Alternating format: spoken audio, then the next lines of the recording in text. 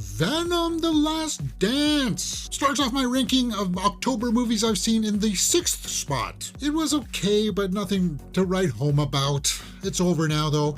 Number 5. Andrew Garfield and Florence Pugh are fine in We Live in Time, but I gotta tell you, it's a kind of a drawn-out drama about a couple where one of them dies in the end, so it's kind of like, is it really happy? Number 4. Saturday Night was surprisingly fun, and it was great to see how they were going to try to portray all these classic characters we know. Chevy Chase, Dan Aykroyd.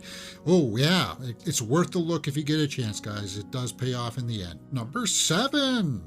The Platform 2 had such great promise, but it came off the rails in the 3rd act, and that's why it's lower than Venom 3. Number 3 is the critics' pick. The Outrun with Saoirse Ronan, where she plays an alcoholic trying to fight for her sobriety, would be the classic critics' pick to be number 1.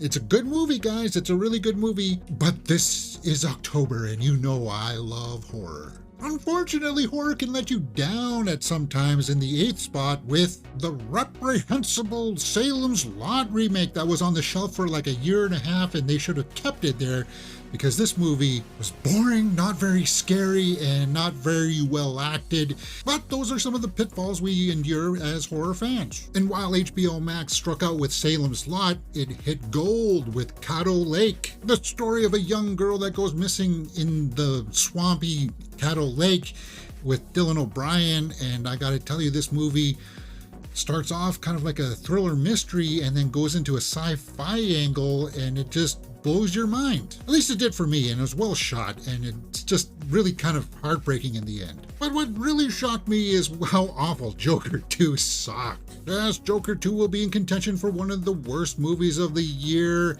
and interviews with Todd Phillips did this movie no favors either.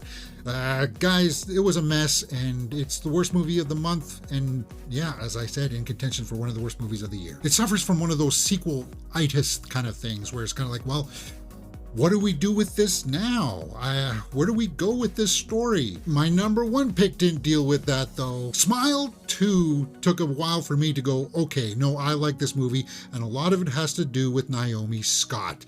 She takes you on this journey of madness, where it's kind of like, yeah, there's the smile monster, but she plays this pop star that's overworked, stressed out, and then she has to deal with this monster that's hunting her, and it's just kind of like she takes it to a whole different level, man. Easily one of my favorite performances of the year right there.